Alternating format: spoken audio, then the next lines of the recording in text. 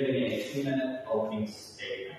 We will be starting, and I just did this alphabetically by last name. So we will be starting with Senator Balderree with her opening statement, and go to Garrett, and followed by Heidi. The correct questions will be asked in a rotating order. So Mr. Cammans will get the first question, where Senator Balderree started with the opening statement, and then we'll just rotate through so everybody has the opportunity going first and last. We are asking, in order for us to be able to manage time as best as possible, we ask you kindly to maintain a decorum and not shout anything out, not applause, other than I'll tell you when you should applause here in a minute. But we want to give all candidates equal time. Now, with that being said, on our timekeeper will hold up a yellow card notifying the candidates that they only have 30 seconds left when they're presenting. And then when their time is up, she will hold up a red card. At that point, I will ask all of you to applaud, and because at that point, we are cutting the candidates off at 2 minutes. If a candidate is mentioned by name, they will receive the opportunity to have a 30-second rebuttal, but only if they're mentioned by name. Then we will to close. We will have 1 minute rebuttals, not 1 minute rebuttals, 1 minute closing statements at the end. Following the debate with the questions we have, we're anticipating being about an hour and 45 minutes, but there could be some latitude there depending on rebuttal time. So without any further ado, I'll go ahead and turn over time to Senator Heidi for her opening statement. Thank you. I'm looking forward to my report since I got elected.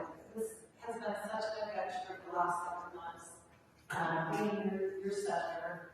And I just want to thank those of you who elected me, and thank everyone here today who is here to vet the candidates again. I think it's a rare opportunity when we have a special election that if there's buyer's remorse, this is a chance to do a do-over. I hope that's not the case.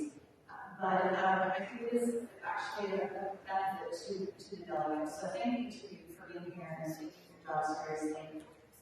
I want to thank my husband. He's in the back of the room. For those of you that don't know my last name, we say it, it's Balderree, and I have no hair.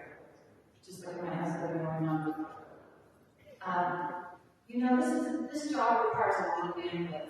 And one of the unexpected surprises that happened when I had my first commute up to the Capitol was that my husband volunteered to drive me to the Capitol each day, which was amazing because, as you know, ladies, you can put on your makeup while your husband drives. You can read bills, you can answer emails, you can make phone calls. And so, since he's here, I just want to thank you publicly for being such a good support. And also thank each of you for sending emails and texts. We came to my pizza and politics at the Capitol night, and he came and sat with me on the floor and gave me ideas for 2 bills to run. So I am you. I'm here today because of you. I'm just like you. I'm here to represent you, and I'd love to continue to do so for the next 4 years. Thank you so much for coming tonight.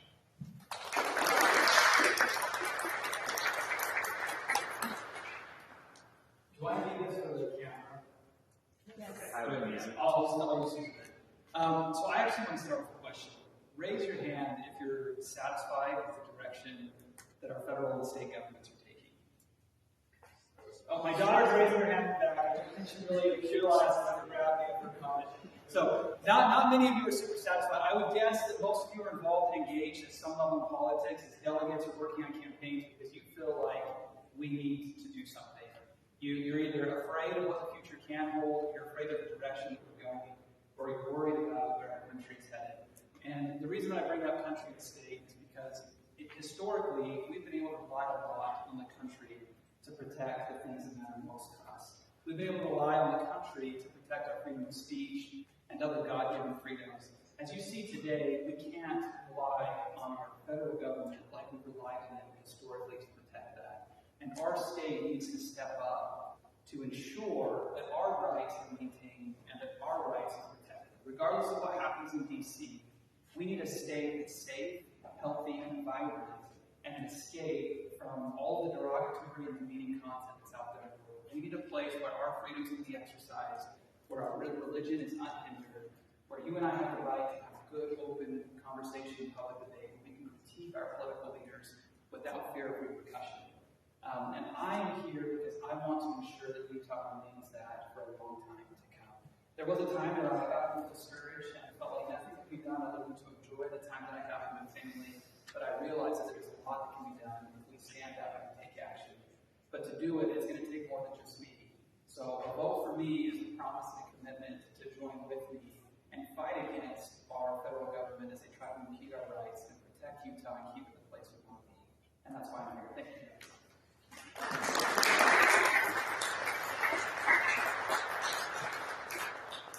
Just make sure you want me to awesome. Good evening, everyone. I'm Lockhart, and I'm locked in on the room. First of all, thanks so much for putting this event together. I appreciate you being here.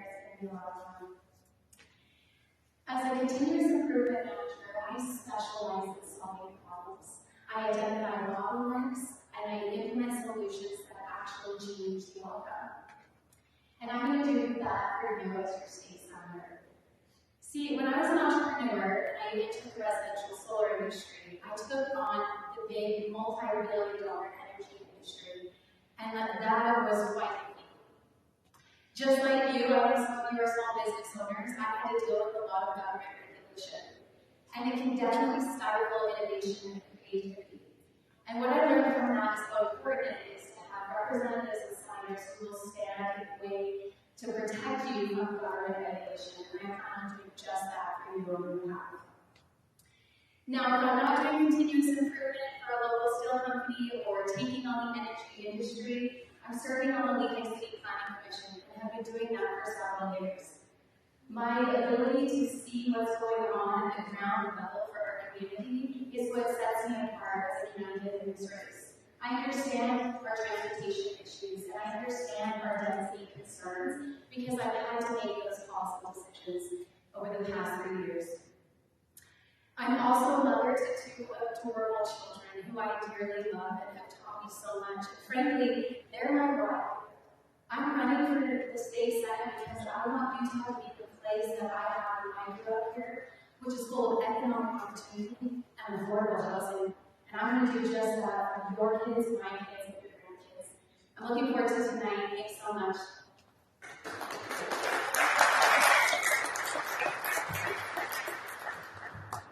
Really quick notes, guys. Unless people run out of time with the red card, we're holding all applause until the end. Just a reminder. Okay. And one other thing, Senator Jake Andrew, will you please stand? We're going to recognize Jake, who Heidi's done there. Jake's got some special. Okay, let's get going with the first question. It's going to go to Mr. Cammans. There's probably no more pressing issue in our area of the state than traffic congestion, especially for residents of Lehigh, Saratoga Springs, and Eagle Mountain. Demand is significantly outstripping capacity on each of our east-west corridors. First question, what are your top transportation priorities to ease congestion? That's a great question. This is obviously something that's important to all of us. My wife and I lived just south of Pine Crossing for about 8 years, and our little white neighborhood became a thoroughfare for Pine Crossing. People would all go off the road, it wasn't moving, and they take the neighborhood streets. I caught kids to drag racing on our neighborhood street when kids were playing. It was very dangerous. That was a big motivation us to move.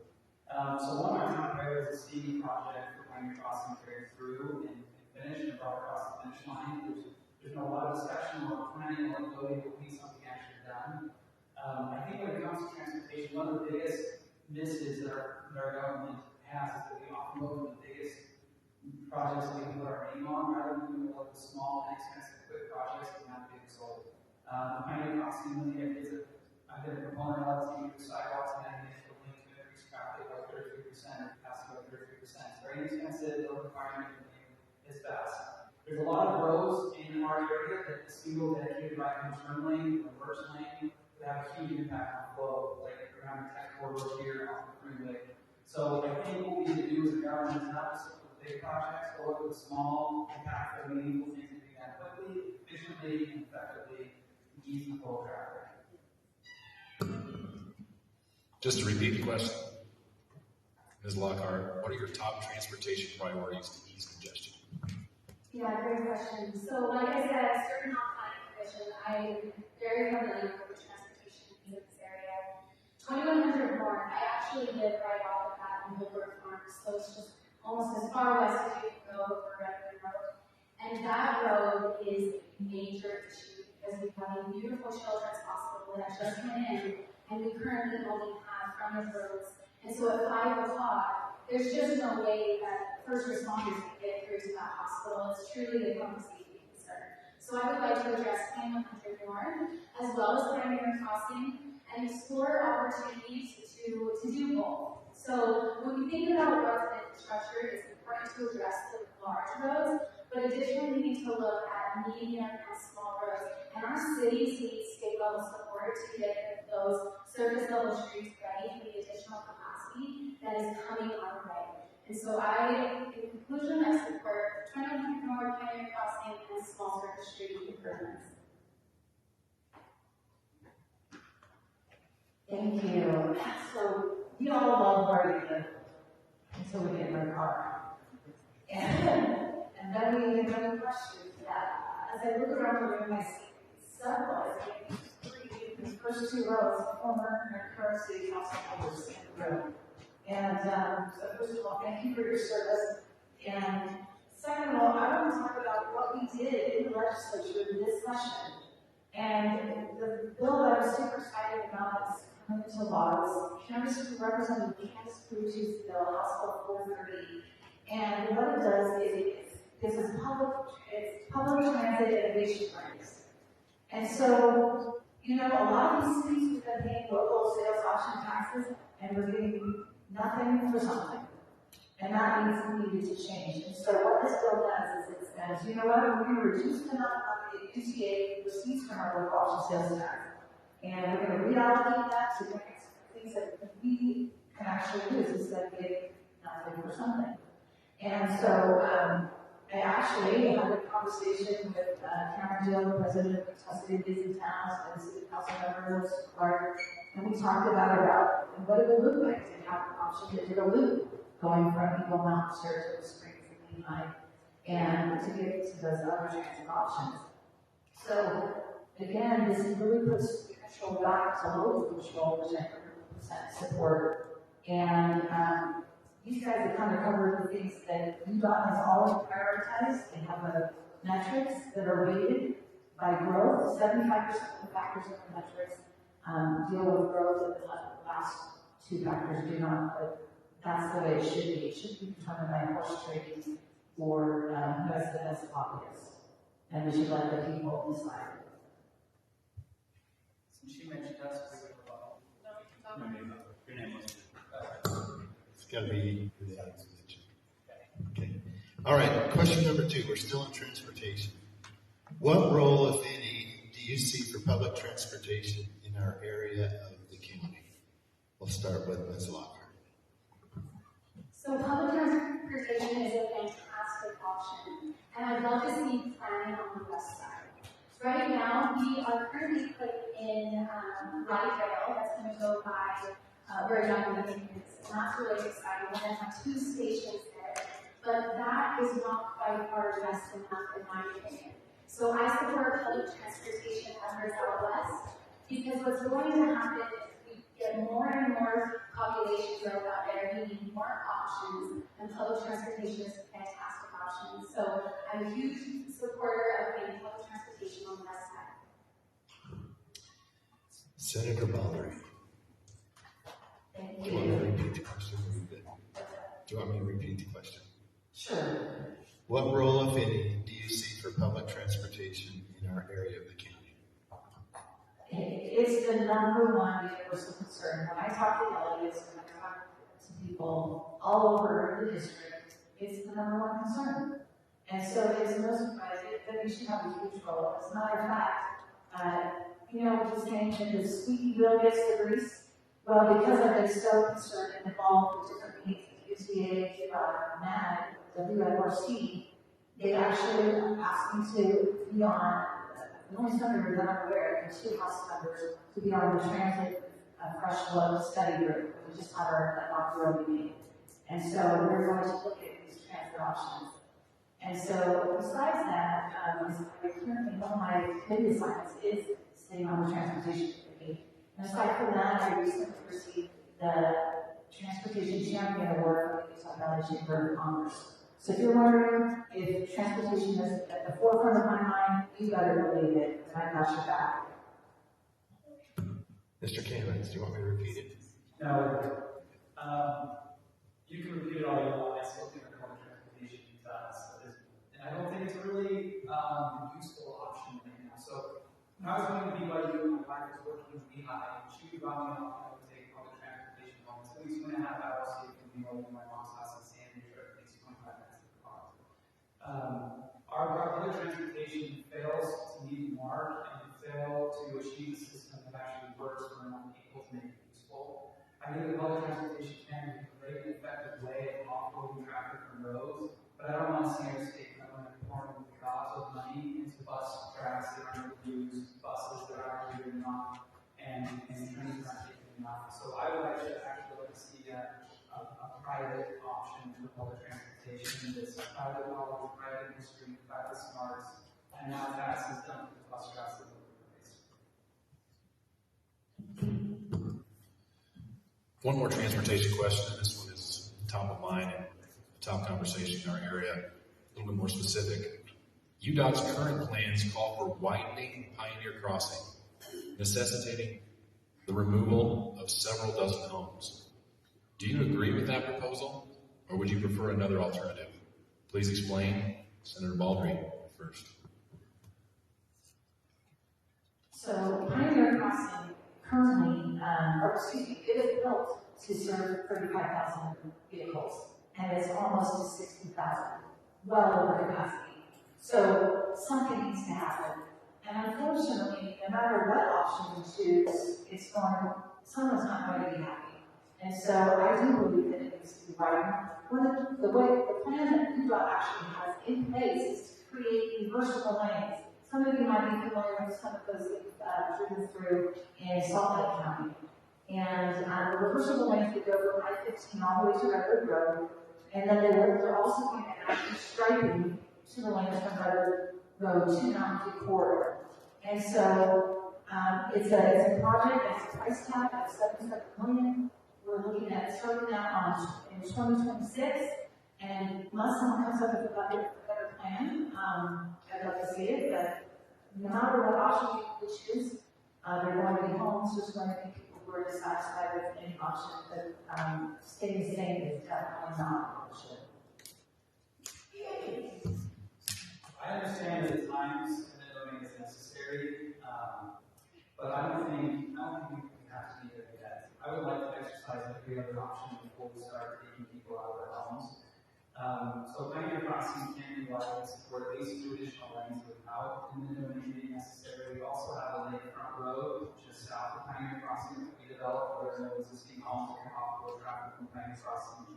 We also have 2100 north that has been created wide enough to support additional lanes in the highway that could also be developed. All of these can take east to west traffic and offload the current pressure and stress that we have without insisting or requiring at this point in the Now, if amendment is necessary, I believe that I would like to pass a bill that allows the state to pay 115% of market value instead of just market value for residents who live in their home and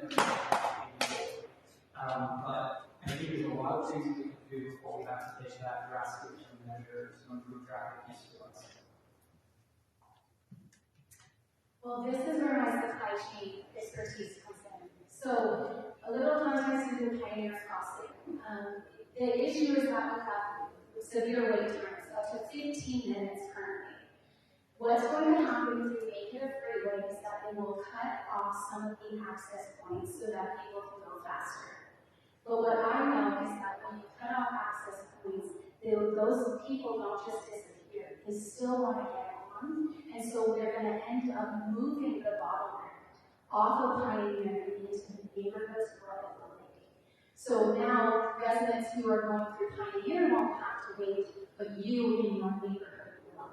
And that's why sending someone to the Senate to work with UDOT, who understands supply chain operations, who can identify root cause, see the bottleneck, and not just solve for now, but resolve forever. And that's what I do in professional career, and that's what I'm going to do when I negotiate solutions with UDOT. Thank you. Okay, we're going to change topics. We're going to move into housing and growth. Senate District 22 has experienced some of the most rapid growth in the state. A shortage of housing and affordability have become pressing issues. In recent years, the legislature has passed laws compelling municipalities to allow more accessory dwelling units, among other solutions. We'll start with Garrett. The question is, what's the proper role of the state legislature versus the municipalities relative to land use planning and housing? Okay, this is a loaded question. So, first we should address the topic that cities aren't sovereign themselves, and the state bestows power on the city. But that being said, I still think our state should exercise good public virtues to allow local governments to have a basis response to that public issues, which means that I think the state needs to relinquish some of its own. The state needs to allow cities to have their own zoning and planning for their own communities and their own development. I'm going to need more of that authority at city level and state level. I would like to see our state population grow out and not up. The state right now is doing a lot to enforce high density housing in a lot of areas historically haven't had high density housing. That puts an undue burden on roads, on schools, on all infrastructure. I would rather see natural progression growing out, developing areas like people now and seeing additional growth out on land is available and open for development. I think people are happy when they have the argument in that space.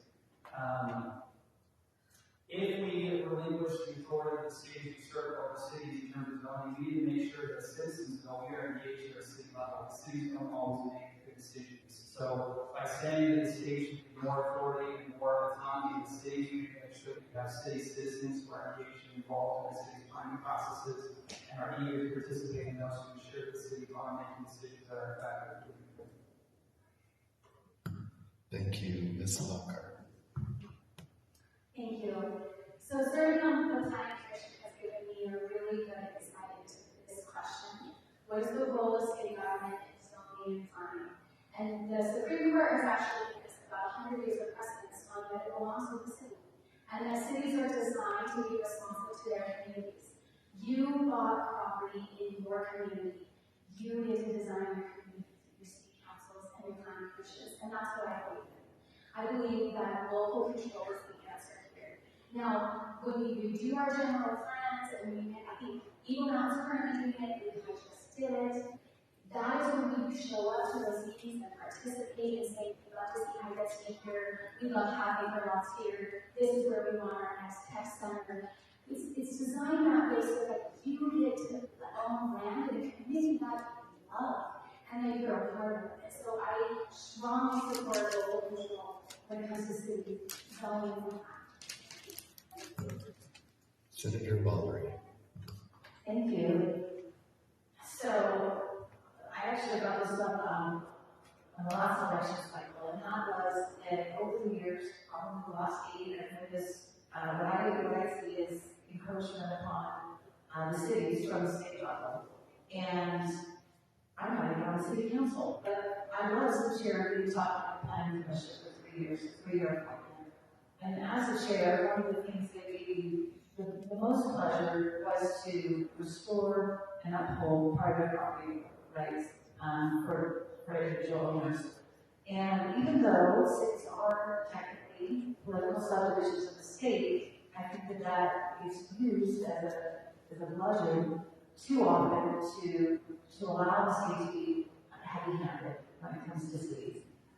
Yes, we have a role. I don't think that it needs to be as big as it has been. And so I'd like to see some of those things taken back when they're telling cities that their garages can only be yay wide and their streets so big.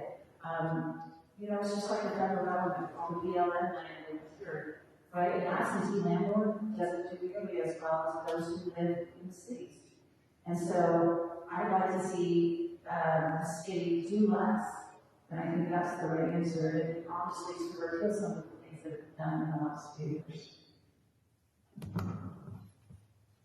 Sticking with housing, what is the proper role of the legislature to address housing affordability?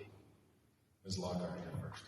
Yeah, so again, I think that we need to stay out of the market at a state level, and that these planning and zoning decisions happen at the local level. When we as government start picking winners and losers, the market will naturally react. So when we pass $20,000 first-timer homeowner incentives, the market reacts by raising home prices $20,000. That's not a surprise. The state government needs to stay out of the market so that it's the consumer that is driving the price and not developers and government. So I would like to see less government intrusion into the housing market.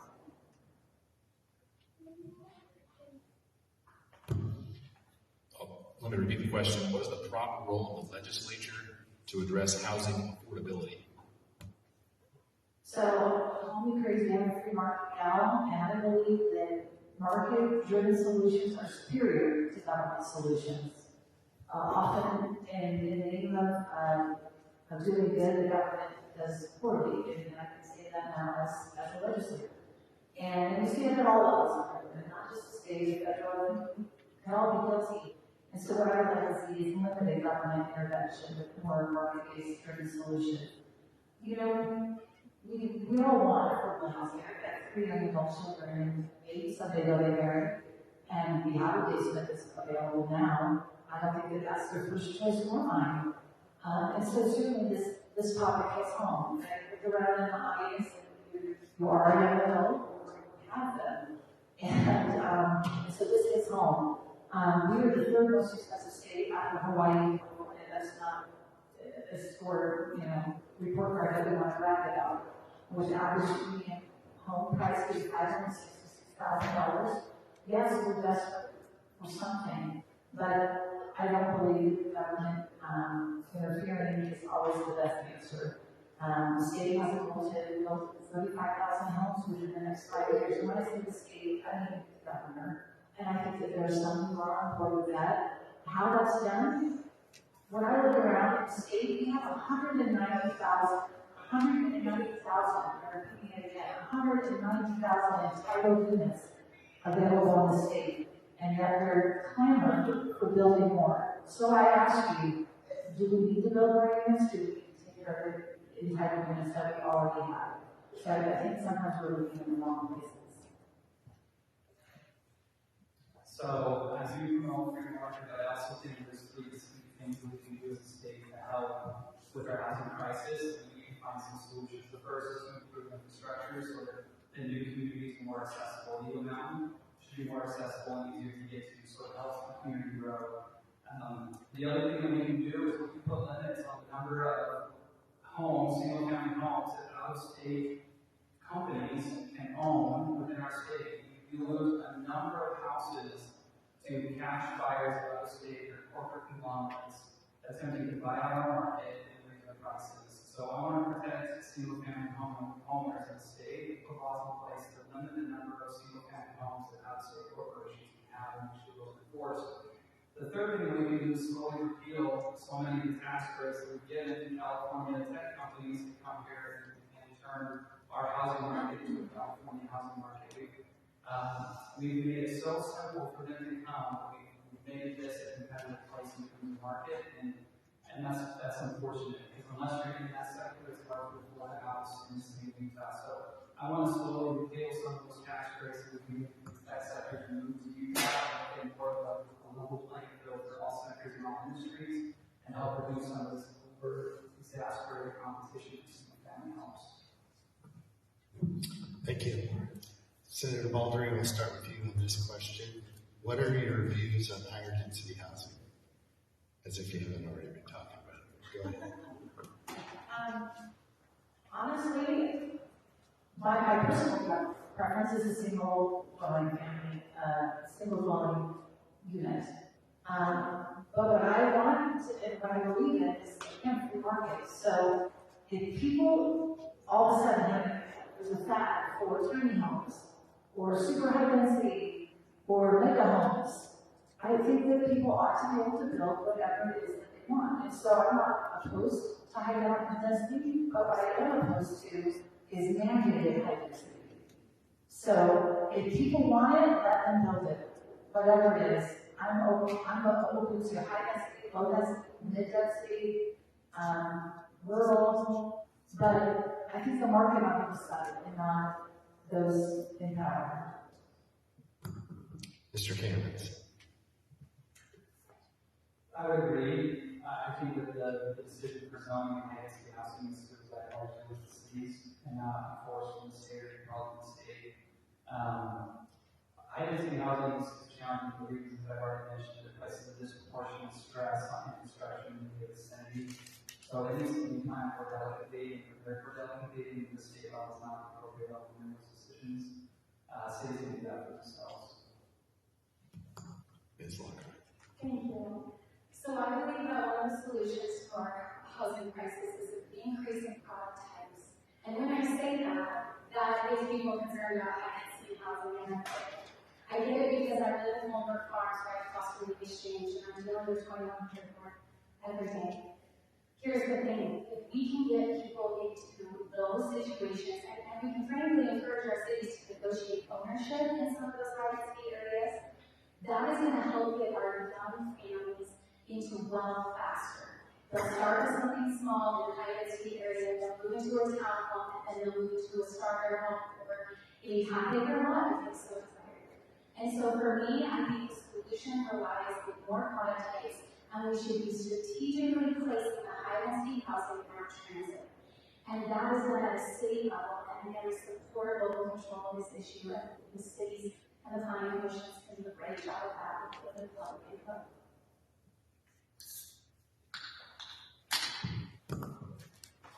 Switching topics now to water. As our population swells, water scarcity becomes more of a concern. Meanwhile, about 75% of all Utah's water is consumed in agricultural uses.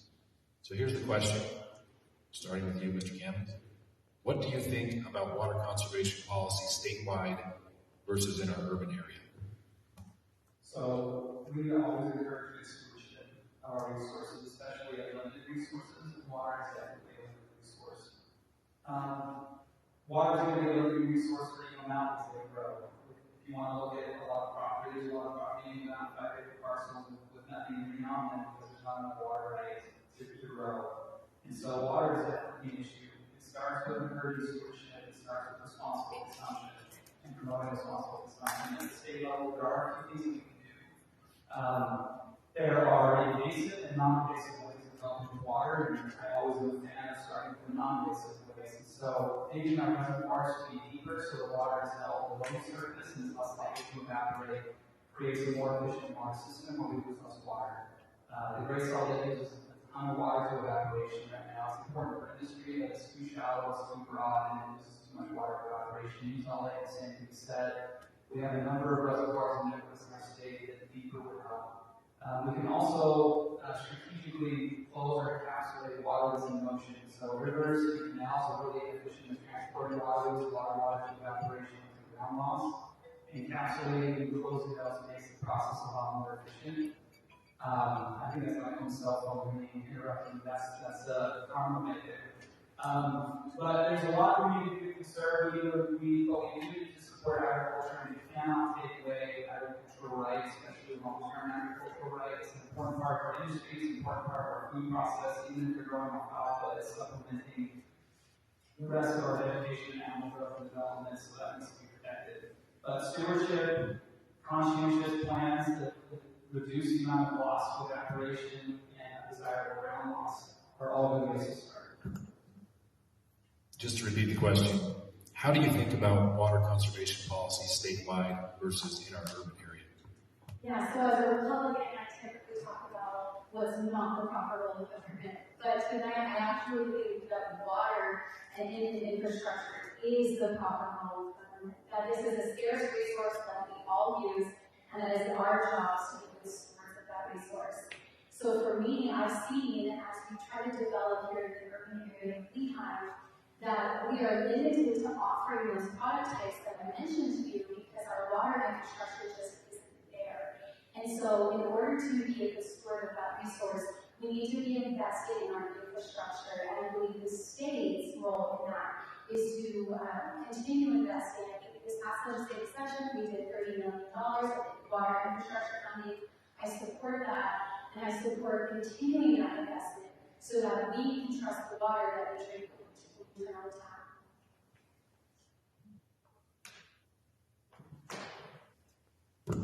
Repeat the question. How do you think about water conservation policy statewide versus in our urban area? It's needed everywhere. What I'm excited about was, as a steward Adams had his, I think, epic water bill, Senate Bill 211. And we're a relatively young nation, as nations go in the world. And in other places in the world, they have very long, very long term, not just, 3, 5, 10, 20, 30 years out. They think hundreds of years out. And this is a 100-year water plan. And not only does this bill address the infrastructure for water in our state, it's thinking literally outside the box, of course, because more than a box, it's more than a rectangle top hat. But, and it actually is considering moving outside of our state to increase the water sources. So we're looking at Columbia and Missouri rivers and getting water from there to here. We're also looking at a potential desalination plant off the coast of California. And, if what we've always done isn't working, we need to do something different. And so I applaud this effort to really think differently and think big. Okay, question number 2 in water conservation. What's the proper role of the state legislature to address water management and conservation and management? Ms. Lockhart. Yeah, so I kind of touched on it. I do believe that it is the proper role of government to manage this resource and to ensure that each and every one of you can access it. It reminds me of the story last summer. My kids love to play out in the yard, and I'm sure many of you got that notice from Lehigh City that our secondary water had been provided. And all of a sudden, everyone was camping over their gardens. Can we keep the vegetables and fruit that we've grown? And I know that's a lot of time when you invest into those things. And then, of course, we were worried about our kids being out in the water and playing with them. It is absolutely critical that we support our cities and local governments and their infrastructure so that that doesn't happen. We don't want to have equal lighting systems. We want to be able to keep the vegetables and fruit from our gardens. And the state's role is to ensure that that resource is protected for you and your families. Senator. Thank you. So, with water, we have lots of things that we can do. But sometimes government is the problem. So, for example, we have the first incentives, which is existing laws that we fix when we find that they're becoming a barrier. For example, the perverse incentive that we had until recently was that we were penalizing our farmers for using their water, but our law said use it or lose it. So what would you do if you were a farmer? You don't want to lose your water rights, so you waste it. And so, we've got different things that we've done that now that's not the case. They can lease their water right, but not have to give it up. And so that's an instance where the government, it caused a problem, but then we fixed it. And so, when the government gets money, we can amend our ways and make things better so we're not incentivizing the wrong things. I think if we look at some of the things that the government to commission to Israel, where we looked at a very similar climate to Utah's, and they're utilizing sub-irrigation for sub-irrigation systems so that they they don't lose evaporation of the water. Because 80% of the water usage in the state is farming. Right, we all do our own part, but 80% of the water usage is with our farmers. And so this is just one thing that will help the state become better, is by putting out of the way, getting rid of that law. Mr. Cammans. I would say that 80% of the water is used by farmers, but I would also say that the most important or one of the most fundamental uses of water is for agriculture and farming. We need to be as sufficient as we can when it comes to our natural resources. That includes food, vegetation, livestock.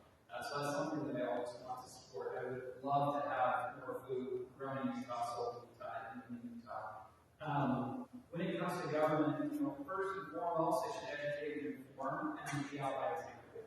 So educate on the state of water, inform on ways to conserve water, and lead out by example. And I think that's what we need to do first. There's a lot that we can do as a society to save water in ways that are really not very significant. As an example, we're going to be doing turf at our front yard, because I realize that our kids don't play in front yard on grass, they often need natural grass, so we can grow in the backyard, the front yard is going to be turf. This is because we conserve water. There are a lot of things we can do as a society to be good stewards of the resources that we have, without being invasive or stifling industry or stifling farming and agriculture in the state. So educate, inform, and then be not invasive will be my top 3 priorities in the state of water. Moving on to education. First question for you, Senator Balderree. This past session, the legislature increased the weighted pupil unit, or WPU, by 5% and increased education funding by $832 million. Here's the question. Do you believe Utah's K-12 education is funded properly? Please explain. Well, we historically, I say probably, because I've been in just one session, but even before that, the last several years, the legislature has increased education spending exponentially. And we have this November coming up on the ballot, the constitutional amendment that would change the funding formula for education. And I'll just say right now, I'm in favor of that. We are the only state in the nation that does not have that flexibility in our ability to move around our funds. And what we've proven to the education world, the parents and teachers, is that we support education. If it doesn't look the way that some people think, all we have to do is look at the data. Over $1 billion in higher ed and K-12 this year. And so, are we funding them correctly? Yes. Can we give ourselves more flexibility, just like the other states in the nation? Absolutely. So our state already has flexibility, and we can supplement the revenue that goes from government education already. What we can't do is take from it. So I am opposed to the initiative that was mentioned, because the only reason that we're pushing for that amendment is so that we can remove money that's currently concentrated in education and use it to support other government entities and bureaucracies within the state. I want more efficiency in our other bureaucracies before taking money from education to use to support our other bureaucratic endeavors. In the state, I'm glad to see we donate more money to our school districts, but I would like to see more responsible usage of that funding. I would like to see more money in the classroom. I would like to see smaller class sizes so we don't have 34 kids per classroom or 40 at the high school we unite. I would like to see more A's that are educated and able to mentor students in the classroom. I want to see money spent on education actually making its way to the classroom and not stuck at the bureaucratic administrative level, which we see too often. Part of this means that we need to divide the school districts and become too large there and not the bureaucracy within themselves. But the biggest role of education and me as a senator is to get more money to the student and more money to the classroom, a better classroom environment where the students can learn at an appropriate pace and promote and mentor teachers. I'm going to repeat the question. Do you believe Utah's K-12 education is funded properly? Please explain. Okay, so again, this is from my continuous improvement skills that was So what often happens is that legislators wake up with a bright idea and they pass a bill for teachers. But they didn't write the bill with teachers. See, I know as a continuous improvement manager, implementing changes in solution, you need to bring the people who are implementing the solution into the room with you when developing it. And that doesn't always happen. So as we increase the dollars to public education, we're forgetting our implementers, we're forgetting our teachers. And on that, we were actually forgetting our parents too. You see, parents need to be at the table as well.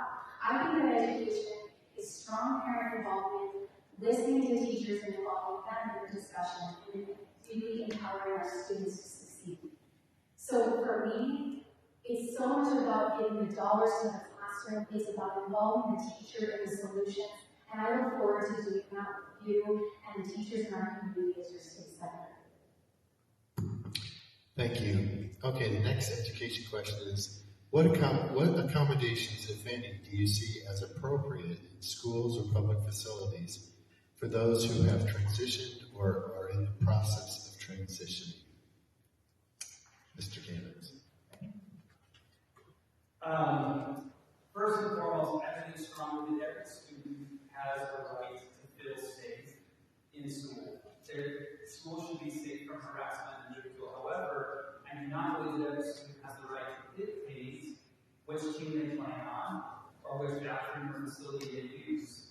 It is a student's right to identify what they want to identify. If they want to identify as Christian or Republican or as transgender, that is their right to do so. It is not their right to impose restrictions on the rest of society around them and to make other students uncomfortable with them in a dangerous place because of their identity.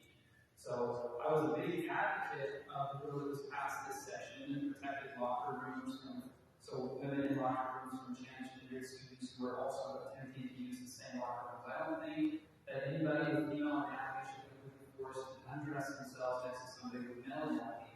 I was, however, very disappointed that there was a loophole that was brought into that bill that allowed transgender students to use a bathroom based off of it, and not a locker room, but a bathroom in the school didn't have a single stall room for them to use. So we basically created a law and inserted a loophole that would fail to protect the vast majority of students who are in school, particularly at older schools. Our state needs to do a little bit more to protect the dignity of one another and to protect female students in their bathrooms and their locker rooms. Again, all students need to be safe. Students need to have a safe environment. That means having more teachers in locker rooms. That means having designated stalls that we help support and fund at the state level. And we need to do those, but we cannot put at risk our female students because of the identity of our students. Ms. Lockhart. Yeah, so I absolutely support student safety. One of the things I really liked about the bill that got passed is that it required parent involvement. So if we have a child who is transitioning or going through that process, that there is a parent forum. See, again, I think that parents should be involved in public education for all categories and types of education, but especially student safety. And so I respect the efforts made by the legislature to make everyone feel safe. I also believe that those students should have access to a single stall bathroom where they can feel safe as well. This is a very challenging topic. We are talking about children. And I believe that there needs to be compassion and understanding for these students while also recognizing the safety of everyone in our public facilities. Senator. So the bill that was passed would require any new building to construct single stalls. And it also is looking at the feasibility of retrofitting existing buildings and public schools and public facilities. So while the bill didn't go as far as some of the hopes, I am grateful for the progress that was made. As a former diver, I was on the diving team in high school where it was necessary to address to do sport. I would be very comfortable with someone who was even just being there. They were, even if they didn't expose themselves or do this, which is one of the terms used in the bill, If they just look at me, those things don't comfortable. And so, you know, I didn't think it went far enough in my opinion, but I am grateful for where we were able to get. And small strides, we don't always get the touchdown. But, you know, we moved the ball down the yard line and a lot of them. And I'm grateful that we're a state we can kind of lead out and show up as how to do it. Ms. Lockhart, this question is for you first. Where would you draw the line on how America's history should be taught in the classroom, including which flags and symbols can adorn a classroom? Yeah, so I'm going to err on the side of the Constitution every time, and believe that it is important to tell the truth about our history. Sometimes it's not beautiful, sometimes it's not great, sometimes it's not all rainbows and roses, but we need to tell the truth to our students that we don't repeat the past. And to do that, we have to talk about it. And in order to talk about it, we have to show facts. And we have to be able to explain what those symbols mean. And so to shy away from truth is never the answer. But to be responsible in teaching our students the truth, that is the answer. And that's where I want the question. Senator Balderree, just to repeat the question. Where would you draw the line on how America's history should be taught, and which flags and symbols can adorn the classroom? So, I actually have heard something about teaching history, and as my person down on Carol mentioned, we shouldn't be whitewashing history. I actually worked with Americans for Prosperity, so one of the things that we did was to educate our youth. Because, you know, education is a lot different now than it is today. And the things that we taught are a lot different than they were today. And there's an adulterated version. And so, in addition to that, we've been teaching adults because maybe some of these adults have somehow missed the gap of the truth. And I think the truth should supersede the desire for anyone to teach partial truth or untruth. And I think the other part of the question you said was, what type of evidence should we have in class? I would like to have neutrality in the classroom. I would like our children to learn reading, writing, and arithmetic. Call me crazy.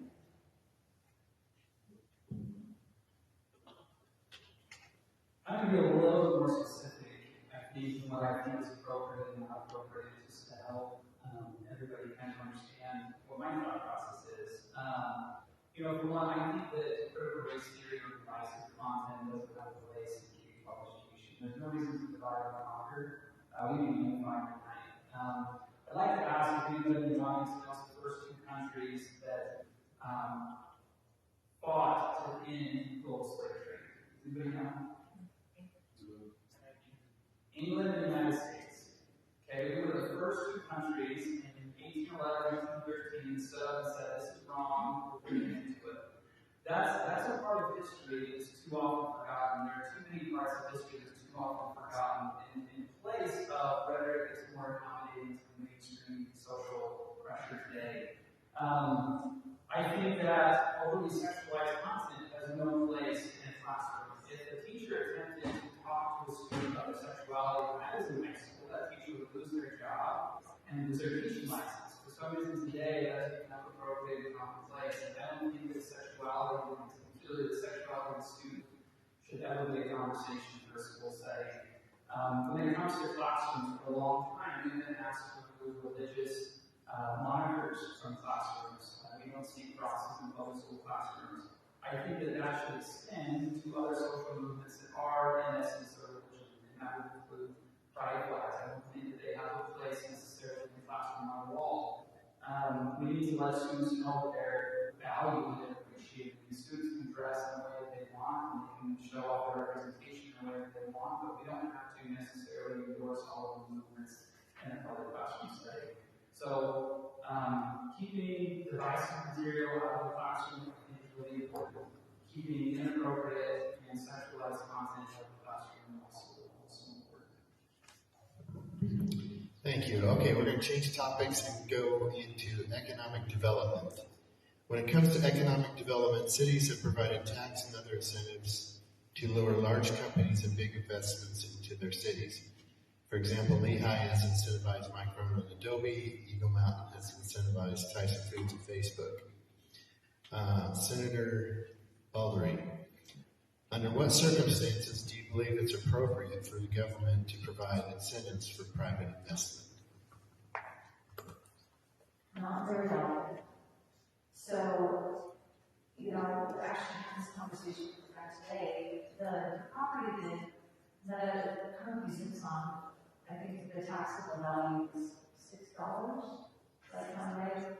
$6 before you were there. So, the city was literally not going to pay for it. So, in that instance, Cammans, I don't know if it was now, I'm sure there are some places that will not, city council members and former city council members, and you tell me what kind of tax revenue it generates now for the state.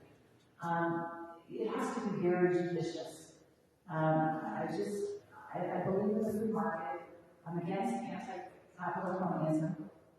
And you can see evidence of that. As I was one of the very few legislators who voted against both of the stadium bills. I applaud the ideas and vision of people who want to bring economic development to the state, but not on the backs of the taxpayers, especially when they're coming from billionaires.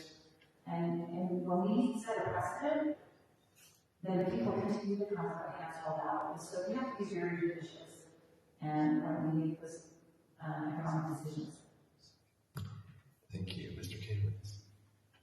I think we all remember what happened to 2 weeks to slow the curve. I think we've done the same thing with corporate tax rates. We had this message that we were going to encourage the economic development of the state by momentarily granting large tax incentives to big corporations to come into Utah. But for some reason, those momentary or short-term tax rates never relinquished. Those standards have remained in place. And it's unfortunate, especially when we brought companies in that don't necessarily respect or support our culture and our community. Some of you may remember that Adobe instituted a hiring freeze a few years ago because they were getting too many white male applicants in Utah. Go figure. So they came in with our tax rates and our tax incentives, things that we paid for, and then said they were going to freeze hiring because they weren't getting enough diversity in the hiring pool in Utah. So it's unfortunate to see that our tax dollars went to a place that then didn't respect or understand the demographic and the place that they were located. I am all for slowly repealing those tax rates and making those companies pay their fair share. If any of you are looking at property tax statements in the last 2 years, my property tax has gone up 30% in the last 3 years. For individuals on fixed income in our community, that's almost unbearable. Meanwhile, these large corporations benefit, and those tax dollars they don't stay here. They go back to corporate headquarters in California and other places. So there are multiple types of tax incentives. The one that I believe we're talking about is when we entice these corporations into our cities. So what happens is that we take an area that would otherwise not have any economic development at all, and we incentivize them to come by deferring, saying, okay, you don't have to pay taxes for 5, 10, 15 years, depending on how your council negotiates it out. See, we wouldn't have that tax base at all if we didn't compete. It's not just Utah that's competing for Meta, it's the whole world. And they're offering incentives. So if Utah stops doing it, we are going to lose out. And we have to compete in that market. Now, what we can do is we can ensure that we are negotiating the right type of incentive over the right period of time. But again, that is where you put your trust in your city councils to do that for you. Meta has brought a lot of community. They're a partner that brings in scholarship programs for small business owners. Your councils can pick which ones they want where. I know there was a big battle for Costco between Lehigh and Saratoga Springs, right? It's a part of the business of building a city, and the west side is building, it's growing, it's where the momentum is, and we are going to have more businesses come. We want to be able to compete in a worldwide stage to get the right businesses to our area so that we can bring the jobs and economic development to support the growth right now. Okay, this next question, Mr. Cammans, you'll start. How do you see Utah's tax environment?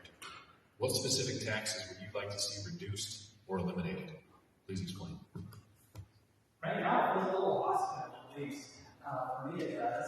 I'd like to see more tax breaks and tax incentives for small businesses, local businesses, startup businesses, homegrown businesses, Utah businesses, rather than these large corporations. So, where we offer large tax incentives for big corporations to come here, why are we not offering tax incentives for new businesses that are born and bred and raised in the state?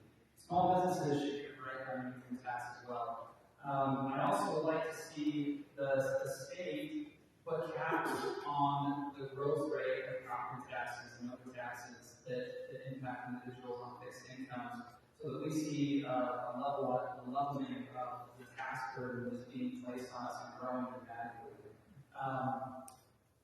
So, in addition to that, I think it's important that we take a look at how the tax revenue is spent. Right now, Utah's benefited from one of the best economies we've ever seen, and we've had a surplus in our budget and revenue. I am not confident that Utah's in a good place once we start to see economic downturn. We have a lot of bloat and a lot of dead weight in the government, and we need to make our state run a lot more efficiently. We're one of the largest employers in the state. We have tons of bureaucracy, tons of layers, tons of administration, and in terms of our tax dollars, and as the economy turns down, the only way to support our current governing process is to increase taxes, and that's something that none of us want. So if we want to protect our tax brackets, and we want to ensure that taxes don't raise, we've got to figure out how to get rid of the waste and the bloat at the state level. Yeah, so over the past 10 years, our state budget has gone up, and our population size hasn't, which means that government has just grown. And it's outpaced our population, so we've added more services, we're doing more. When it comes to taxes, I'm concerned that we're growing the size of government. As a conservative, I stand strong for limited government. I believe that the proper role of government is to meet the basic needs, and then private industry, nonprofit organizations, and churches do the rest. So when it comes to taxing, I'd like to ensure that more of your hard-earned money stays in your pocket so that you can make the choices of where it goes. And as long as government is meeting the basic needs, I believe that the market can do the rest.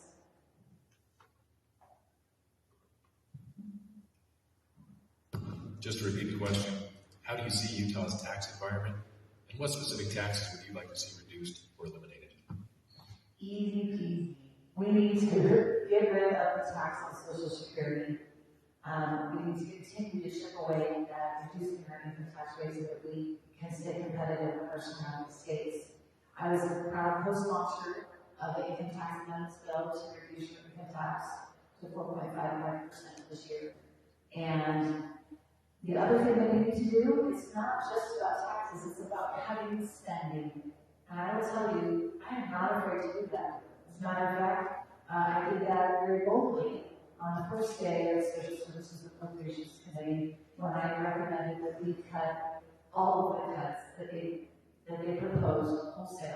Not just a few, which some others have suggested, all of them. And you know what? It passed.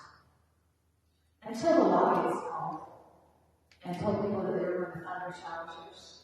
And then another meeting, and they resurrected some of them, but we got rid of a lot. And I can tell you what, more bold people like myself were not afraid to cut, because we do need to decrease taxes, but we also need to cut spending. We have to go hand in hand. As a matter of fact, I'm still not sure my nation's in the room today with some of my other friends. They won't tell me who, but one of the male staff members in the Senate gave me a nickname. That's Senator Balderree, and I will welcome that nickname.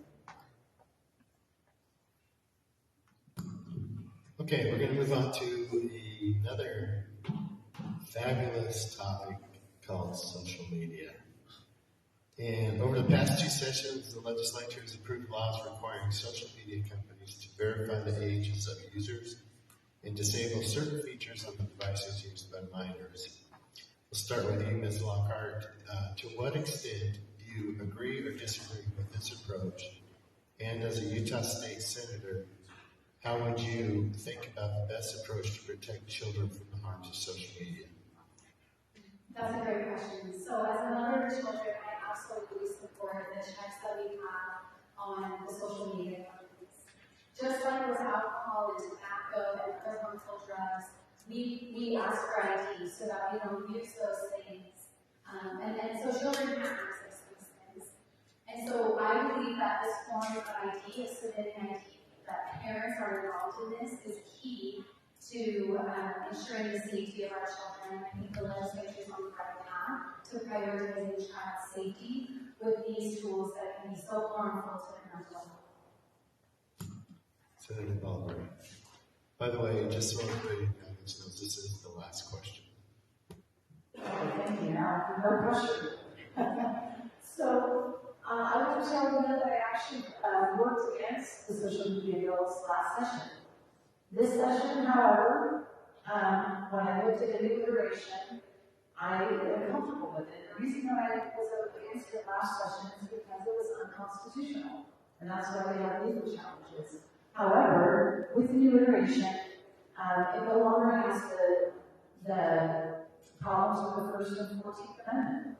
And so, because of that, I believe it will withstand judicial scrutiny. And so I'm a fan of the new iteration, and I'm grateful that we were able to do better, because these are two bills that I can get behind. And the other important thing that it does is it's a private action for children's parents. And then it also gives an affirmative defense for the companies. Those are also two important components that needed to be part of the bills and be comfortable in doing it. Because we shouldn't just say yes to everything because it's kind of good. And when we do that, we get to better legislation by sometimes saying no first and crafting better legislation. And so I proudly support the new iterations of both the social media bills in this session. I think there's a lot we can go further to further protect children. So, as an example, social media, currently in the state of Utah, AI-generated child pornography is legal. I don't think it should be. They claim it as a victimless crime. Was there a bill passed? Okay, there was a bill passed. Congratulations. It was heard as thank you. Okay, I stand corrected. Historically, it was legal in the state of Utah, so I'm glad we're taking action there. But I want to think a little bit about AI-generated images and how they work. So AI is programmed to search, find, recognize, and replicate. So if AI, child pornography exists, or it means that software can search, it can find, it can recognize, and instead of destroy, it replicates and then transmits.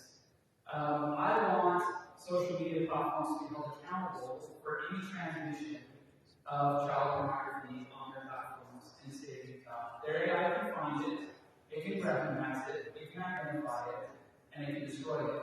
I want it to be easier for families of victims of the propagation of child pornography and social media for it to be easier for them to sue and litigate against social media platforms that have transmitted those personal images and that personal content.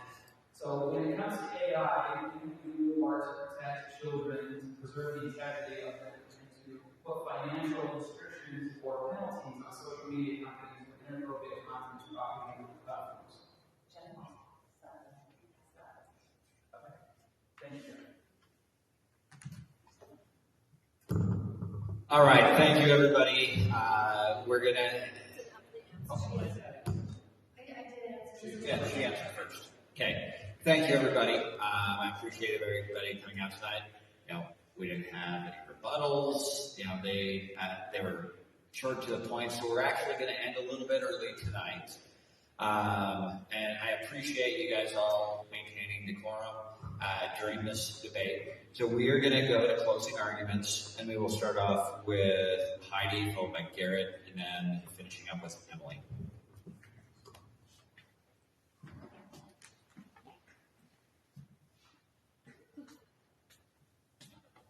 So, thank you again for coming out tonight, and I know that as we get farther into this process of closer to the conventions, that you guys get tired. And my I just appreciate you being here and taking your job so seriously. I'm proud to report that I did what I said I was going to do. So when I told you I was going to be conservative, you don't need to wonder. Now, don't take my word for it. I'm voting for it. And if you don't want to look at all of those, you can look at some of the scorecards. So we have the Garrett Institute, who does their scorecard and protecting your liberties. I received the highest score of the entire legislature, number 1 out of 104. I was one of only 18 legislators who get 100% on the Family Utah Taxpayer Award. I'm protecting your liberties, I'm protecting your wallet, I'm tried, I'm proven, I'm tested. And I'm the only candidate in this race who is not being discriminated.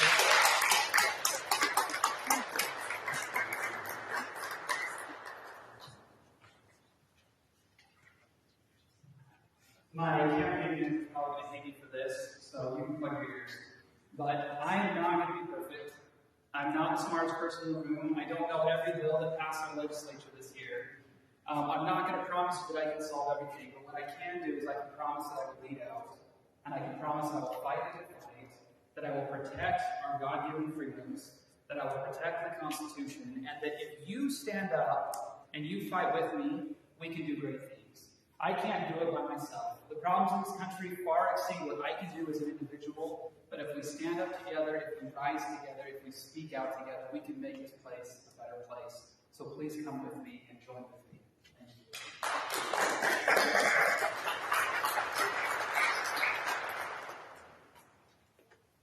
Thank you again for your time and for writing hands.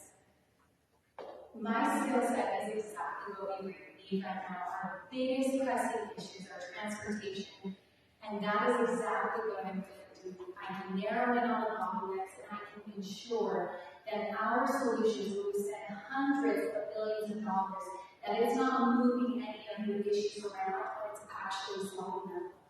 See, what right now our district needs is a leader. They need someone who won't just stand and shout no. They need someone who will ask people to take a seat and solve the problem. And that's what I do. I meet with people even if they disagree with me. And I make sure we solve the problem. We think about all of the issues and how they interact with each other and play on each other, and we ensure that the unintended consequences are not damaging to you, the taxpayer. When you log in on Lockhart, you log in on leadership, and you log in on liberty. Thank you so much for your time today.